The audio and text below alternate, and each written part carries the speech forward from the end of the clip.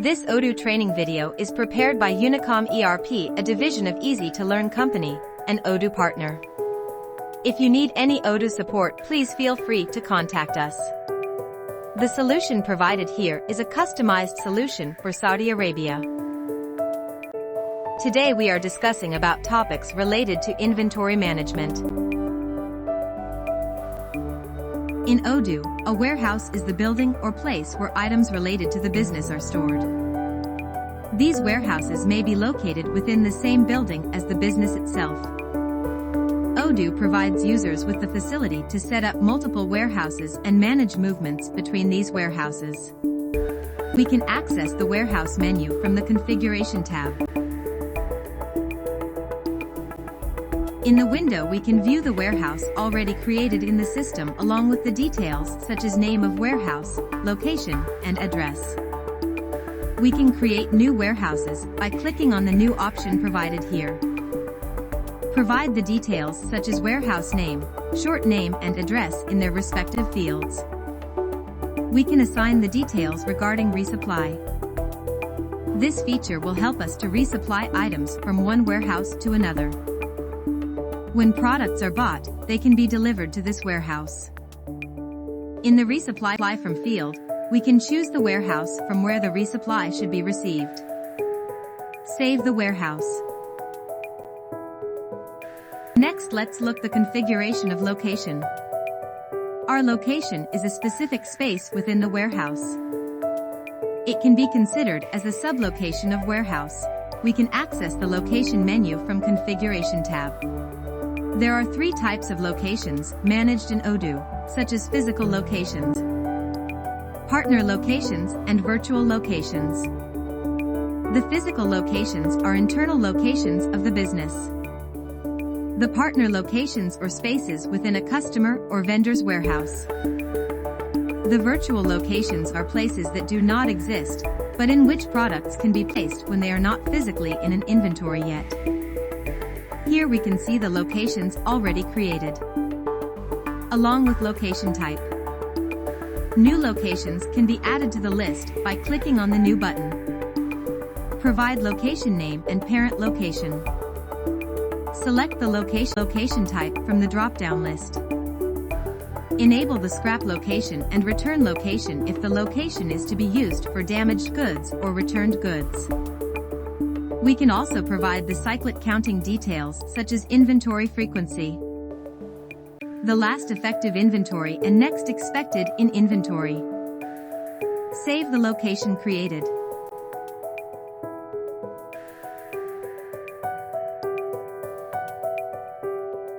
Inventory adjustment in Odoo. It feature plays a crucial role in maintaining accurate inventory levels and streamlining stock management. The discrepancy between the two counts can be due to damages, human errors, theft, or other factors. As such, inventory adjustments must be made to reconcile the differences and ensure that the recorded counts in the Odoo match the actual counts in the warehouse. To view the inventory adjustments page, move to the inventory module. Go to Operations. Under Adjustments, we have an option called Physical Inventory. On the Inventory Adjustments page, all products that are currently in stock are listed. Here we can see the list, the location, the specific location in the warehouse where a product is stored, product, the product whose quantity is listed on the inventory adjustment line. Next is lot or serial number, that is the tracking identifier assigned to the specific product.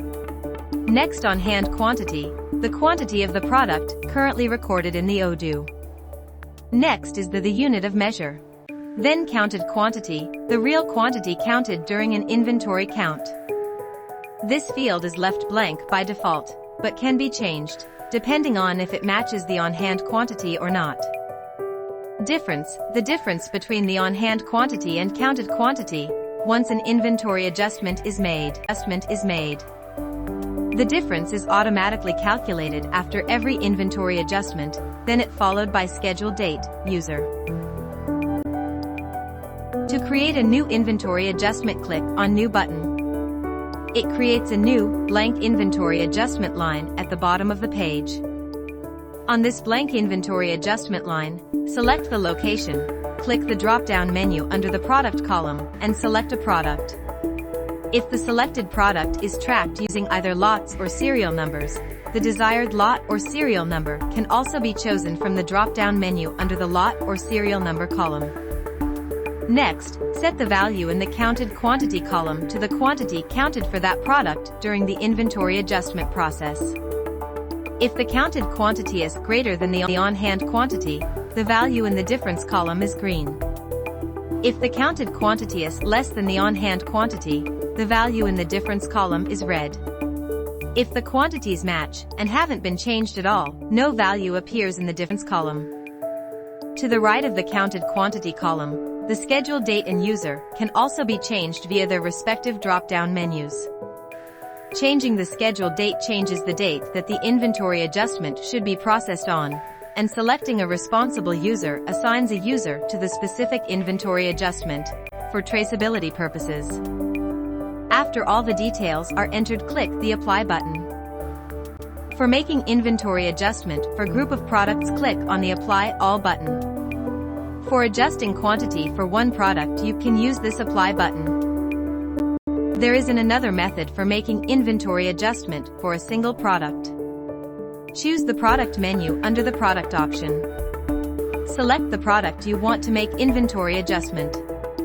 Click on Update Quantity button.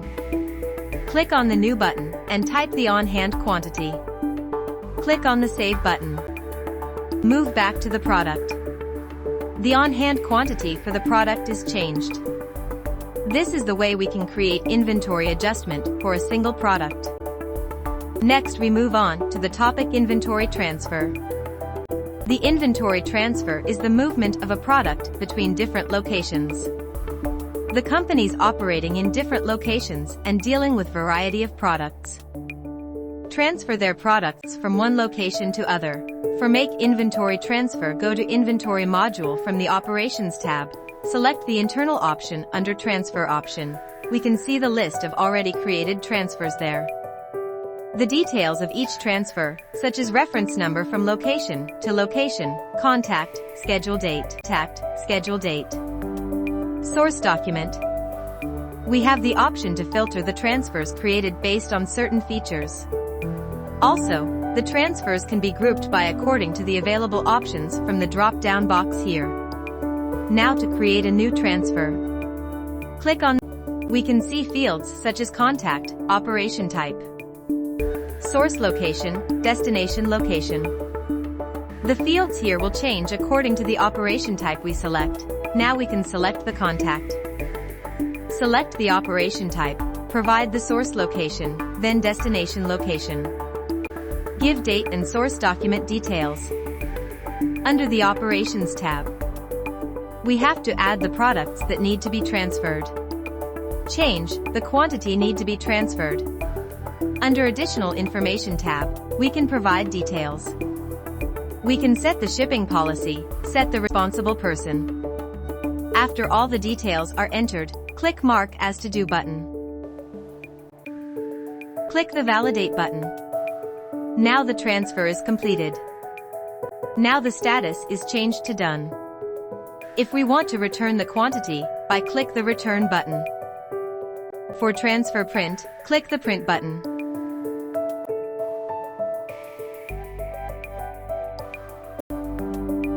This is all about inventory transfer.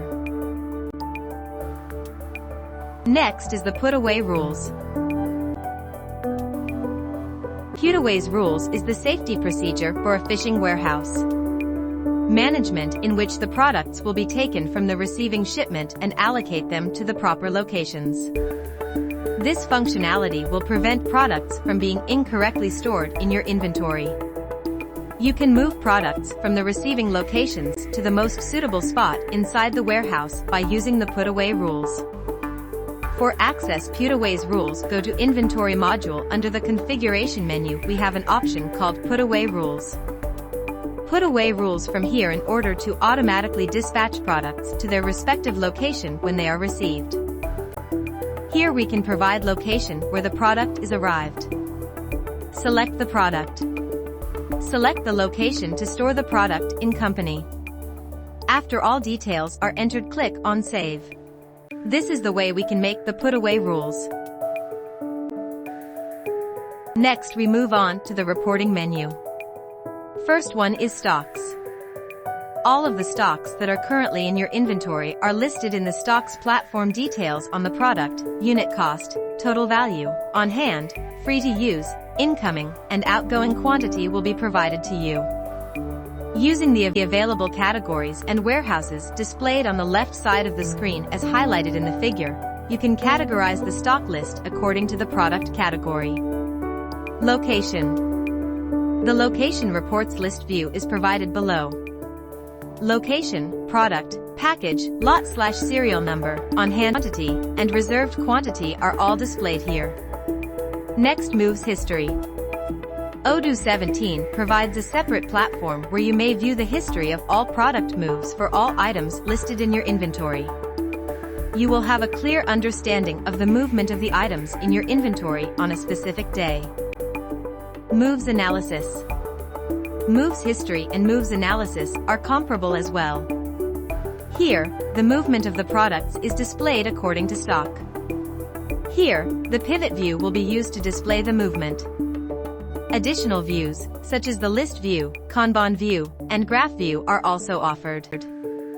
Valuation can be used to generate reports on stock valuation. This report can be used to analyze stock valuation properly. Inventory aging. A list of incoming products is displayed in the inventory aging report.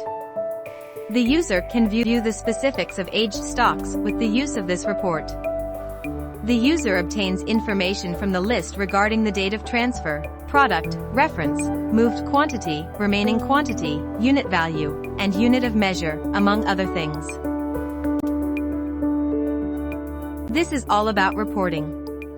These are the major processes related to inventory management in Odoo.